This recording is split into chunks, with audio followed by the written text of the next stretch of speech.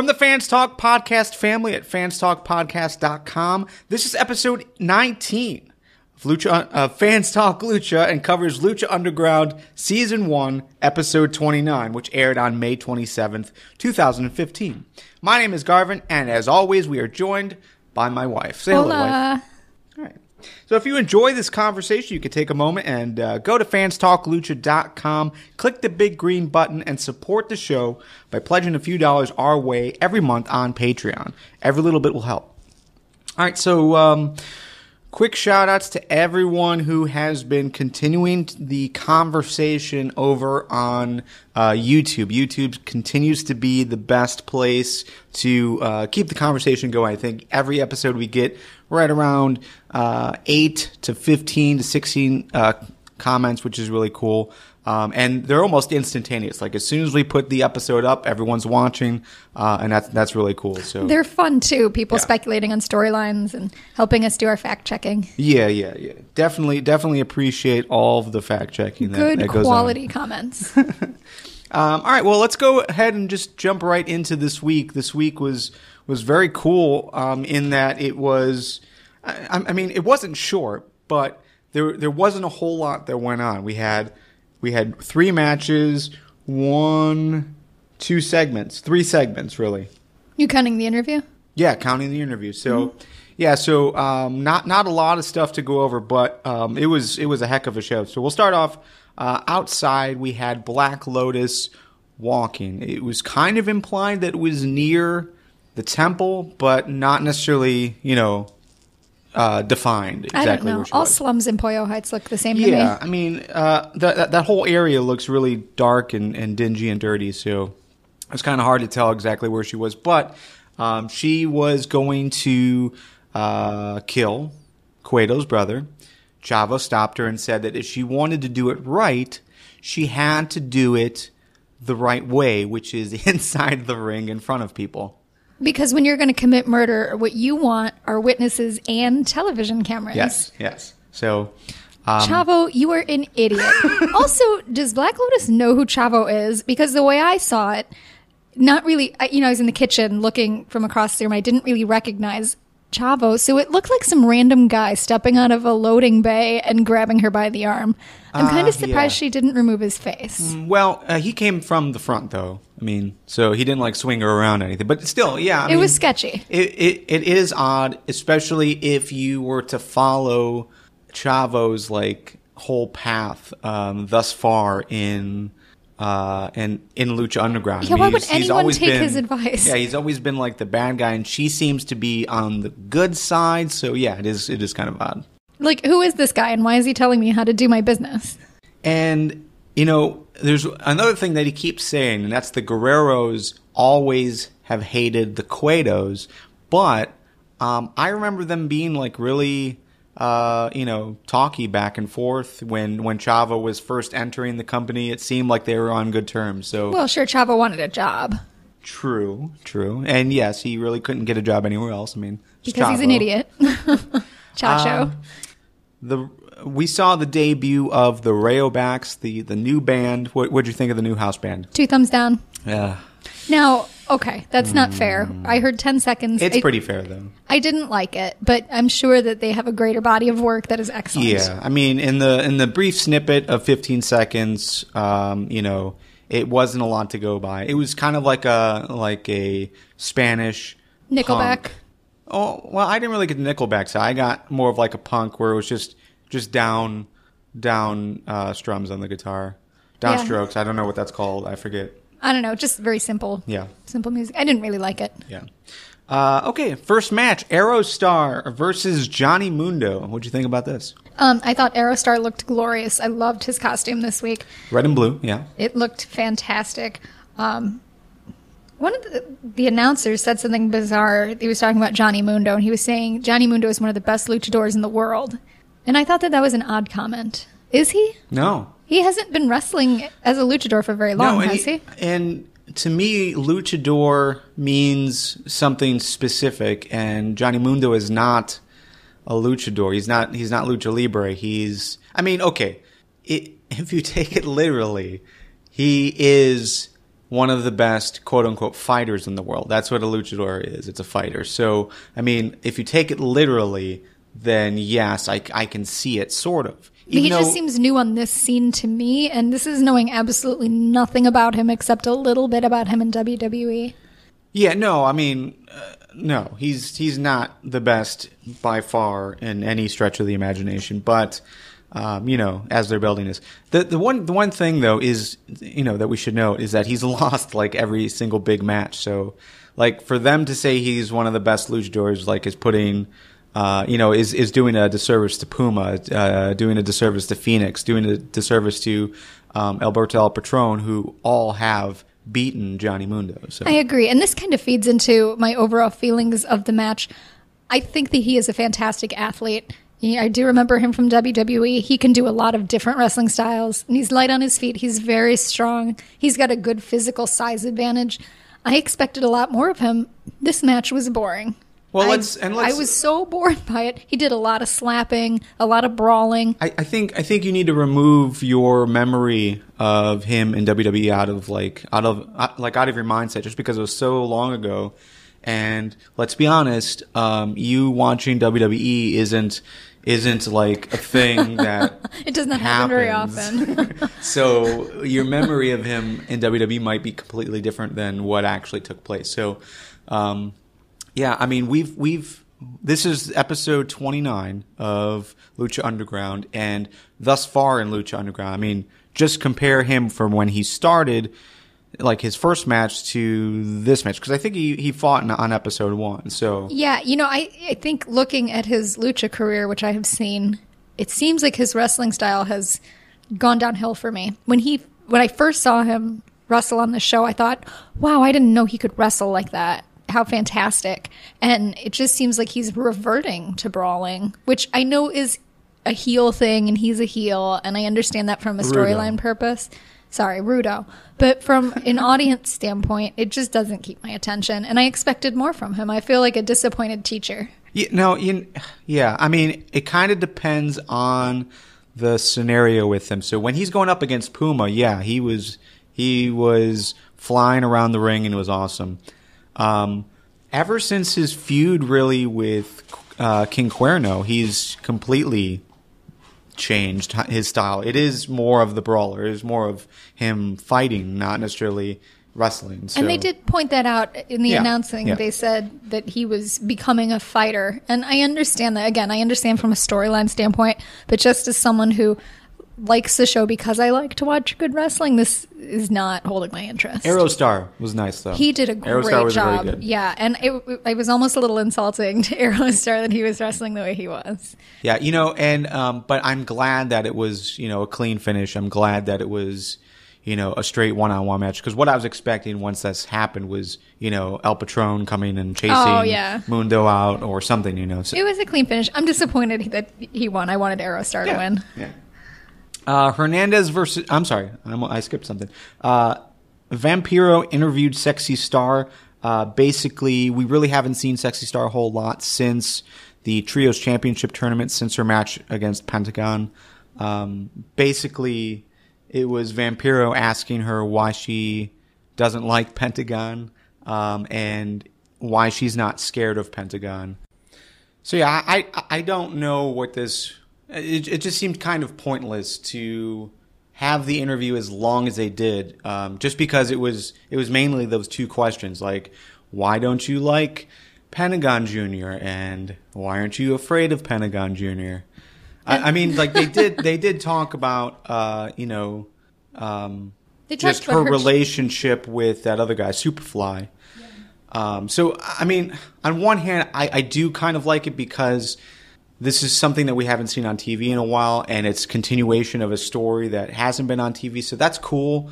But to me, it was just kind of too long. It was too long. I agree. It was a little long, but they had also tried to sneak in a little promo for her. Yeah. And that was nice. So, but the really interesting part, the part that I did like, was the fact that this is going to continue as far as Sexy Star versus Pentagon Jr., I think next week. And it's going to be Pentagon Jr. versus Sexy Star in a submission match, which I think is pretty awesome. That'll be a good match. Yeah. Yeah, I think that's pretty awesome just because, we really haven't seen a lot of submissions from either of them. But, the male versus female scenario is just kind of, it's new territory, so you don't really know what to expect. Like, you kind of want to expect that Sexy Star will lose just because, a lot of wrestling, especially with feuds, is a lot of back and forth stuff. So for this to continue in the traditional sense, you almost expect Sexy Star to lose, right? Oh, I wouldn't at all, no, because when I'm thinking submission, I'm thinking cool mat work. And the thing about mat work is it doesn't require a lot of strength. It's more about leverage, right? Yeah. Well, and a submission match, I mean, it doesn't really involve a lot of submissions until the end. That's when it's really important. So you'll see, because you can't end the match without a submission kind of thing. So, I don't know. Maybe it'll play a larger role in it, but I'm expecting Sexy Star to kind of fly around and try to run around Pentagon and tire him out. Oh, I don't expect a problem at all. She's proven to have gone up against him on more than one occasion successfully. So I think that she will definitely hold her own. I don't think gender's even going to come into play there. Hernandez versus Puma for the Lucha Underground Championship. This was a match that they've been basically promoting for a while. Kind of a slow burn to finally get to this point. Puma wins. Were you surprised? I was a little surprised. I wanted him to win, but this was such a good match. I think this was my favorite match of the episode, really. I did not expect much from Hernandez. I don't really like him. I think he's kind of boring. I thought that Puma I thought they'd kind of take his character down. I thought it would be too much between Puma and Conan, but both of them really did a great job wrestling. Hernandez, I've got some new respect for him. He wasn't just a bully in the ring. He has a lot of strength. Yeah, I wasn't used to seeing. It was a great match, and I liked it. Yeah, and I mean, the way he worked was very slow, very trying to keep Puma down, which made a lot of sense. Compare this to what we got with the cage match, as in versus Cage, Puma versus Cage. Cage did a lot of similar things as far as being the powerhouse, trying to keep Puma down. But with Hernandez, you got like that more veteran side of it, where he's going for more pinfalls and doing whatever he can to slow Puma down. Yeah, and it was entertaining. I expected I would be bored, that he'd be lumbering around like a big bear. Not my thing, but he did a great job. There was a lot of variety in it. Okay, well, we got to talk about the chair shot. So Puma hit Hernandez with a chair. That's not a technical thing to do. It's not a very nice thing to do. Do you think that affects his character at all? Do you think this is like the start of, the negative stuff that we keep hearing from Vampiro about Conan? Do you think this is finally Conan, leaking his negative side of things, his heelish side of things onto Puma? Not at all. Actually, I see it a little differently. I thought that this match, they did a lot of good acting in ring. So the way I see Puma and Conan, they're almost like a teenager and his overbearing, out of touch dad. Overweight. Yeah, he's got the hat and the big white sneakers. Shouldn't be wearing a polo. Hits people with his cane. Yeah, the polo gives him man boobs. Like he's like an embarrassing dad. And we never hear from Puma. We never hear his voice. So the first thing Puma did, the very first thing really, was he did a series of handsprings, and then he did this awesome mockery of Hernandez's pimp walk in the ring, and it was so good. It was hilarious. So And meanwhile, while all this is going on, the announcers are talking about Conan and how he's so irritating and how it's got to be just really getting to Puma to have that voice in his ear telling him what to do. He knows what to do. And the whole match, Conan was just badgering him. And I kind of feel like this is less of him becoming a rudo and more of him rebelling, like a teenager would. I mean, he's obviously not a kid, but I see the relationship like that. All right, a little tease of what we're going to talk about at the end of this episode. I want you to kind of have it in the back of your mind, maybe think about it as we talk. But Cage couldn't beat Puma. Johnny Mundo couldn't beat Puma.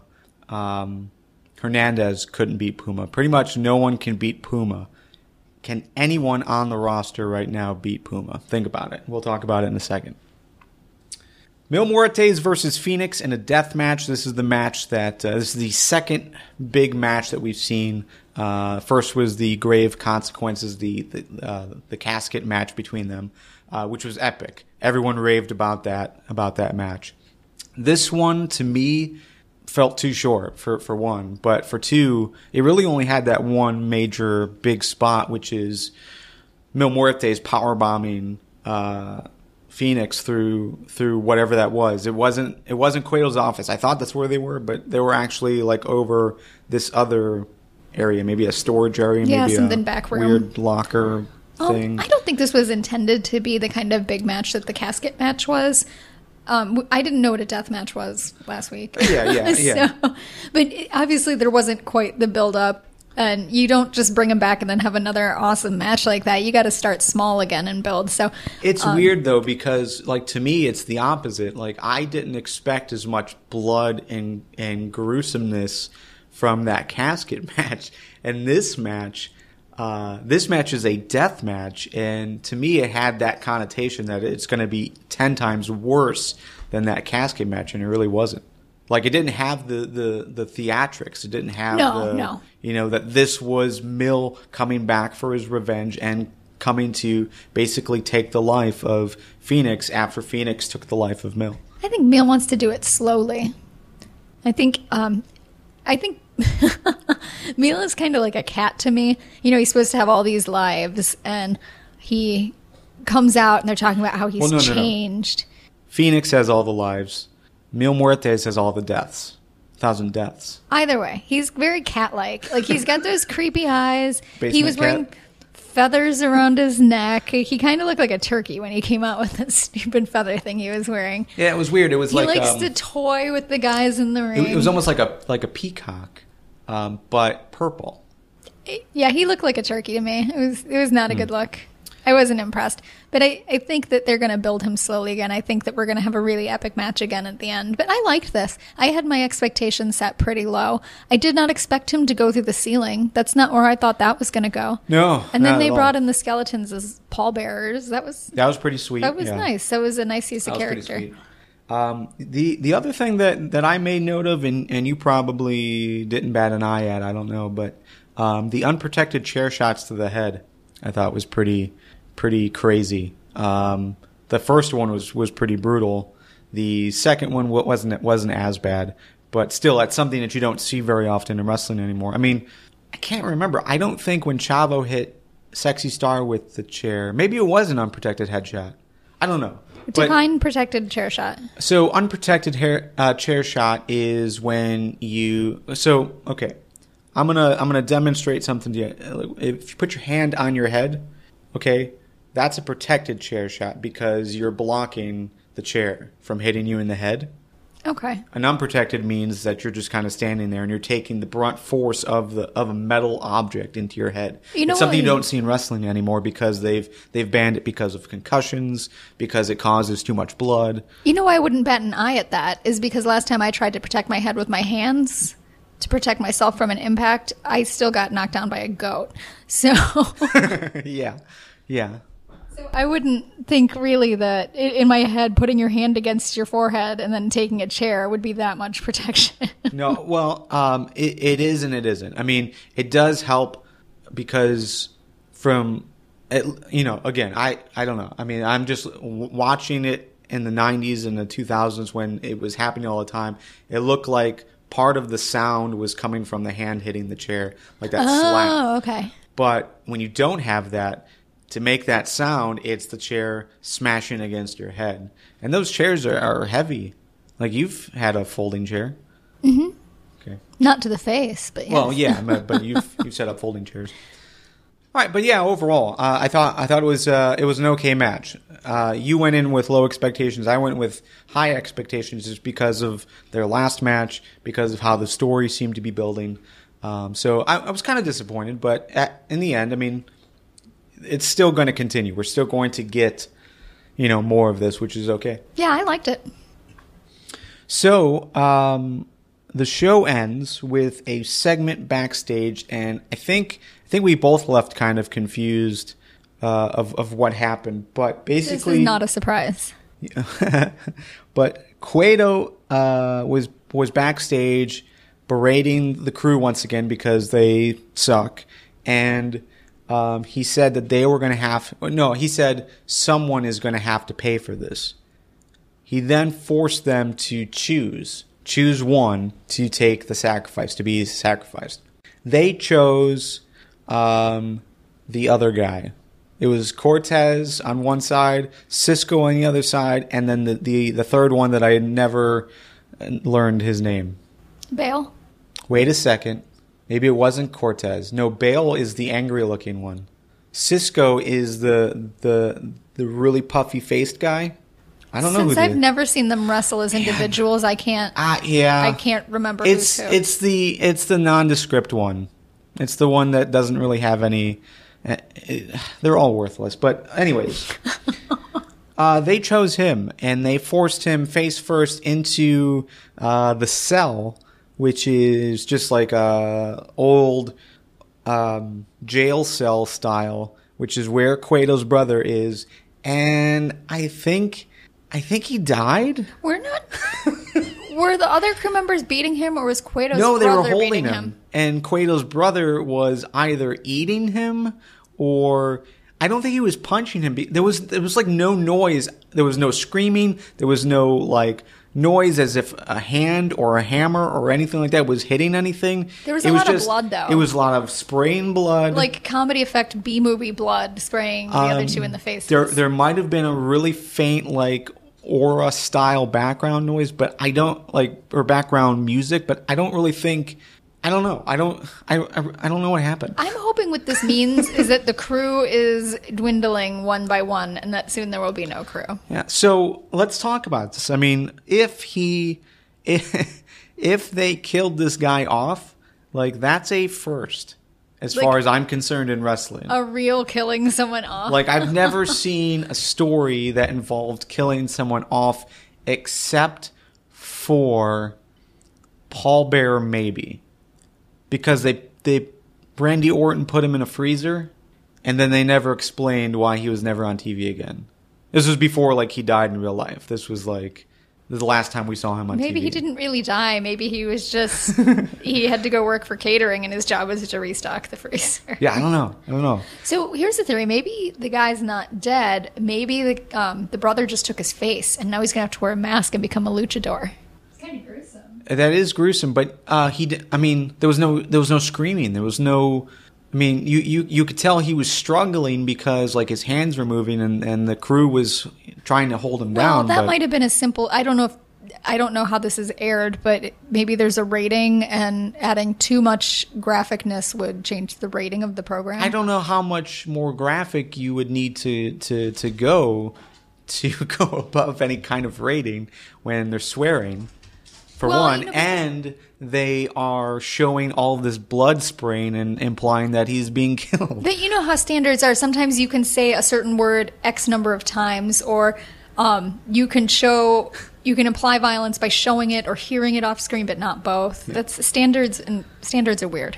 That's true. You know, I mean, just thinking back to other TV shows that we've watched where there had been a killing scene, like someone shooting a guy, you would hear the gun, you would see the guy holding the gun, but you wouldn't see the guy getting shot. You would see like maybe blood being sprayed. Yeah, or like in the 60s, which was the opposite. You could see someone get shredded by eagle talons, like in the original Avengers, but there'd be no blood. You know, the clothing would be in tatters, but not a drop of blood, and that was okay. A-Team was very much like that. Yeah.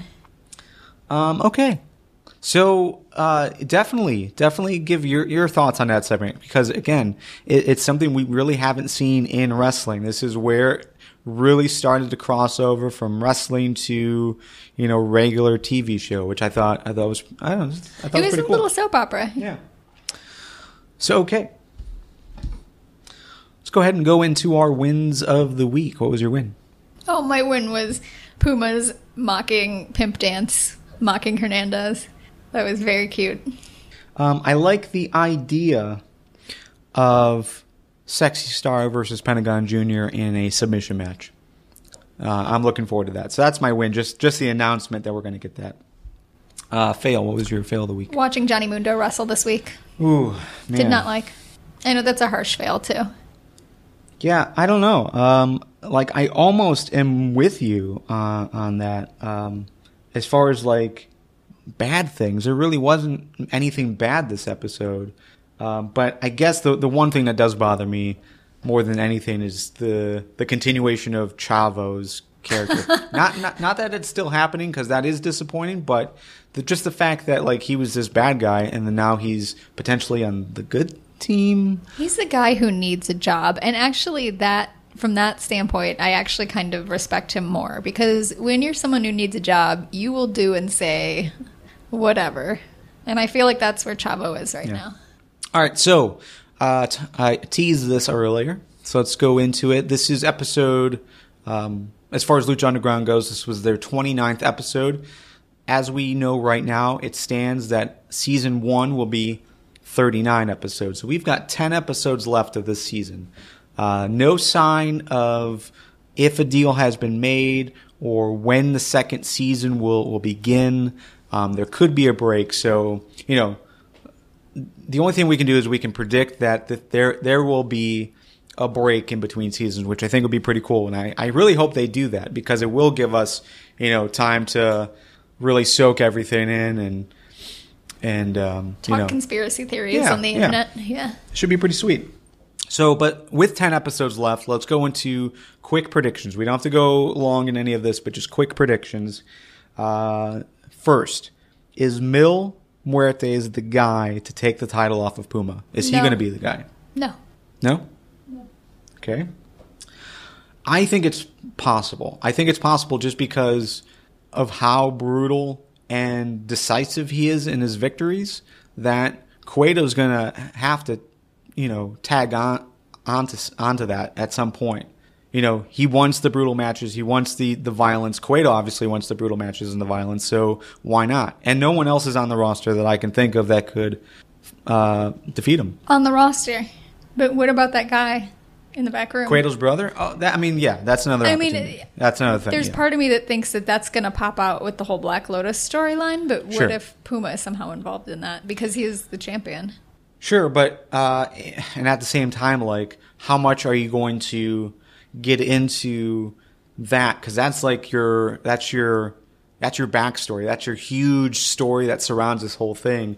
You're already partnering Dragon Azteca and Black Lotus with the Guerreros against Cueto. Now you're going to also get Puma and his family against Cueto. Yeah, why not? Like a world war. Well, because we're talking episode 39 of what could end up being like a 200 episode, series, maybe longer. So, like, I don't know.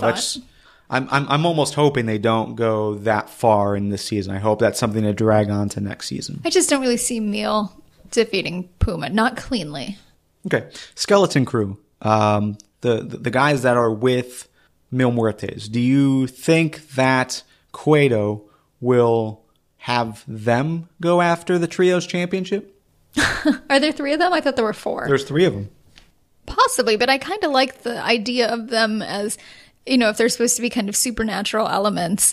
I kind of like the idea that they wouldn't be anything more than like figments of Mil's little supernatural thing he's got going on. True, but again, that would take some of the mystery and spookiness out of them. Yeah, no, I can definitely see that. And if you're against Cueto using Mil, I can see why you would be against Cueto using the skeletons, even though, again, like, there is that violence and brutality and all that stuff. So, Pentagon Jr., is he going to break Sexy Star's arm? No. Man, you're saying no to all of this stuff. Drago. Is Drago going to return and take out Aerostar? And again, this is before or by episode 39, by the season finale. I would love to see the return of Drago, but I'm hoping that they don't, and that means that there's going to be a season 2. I'm hoping that would be like a good season 2 intro.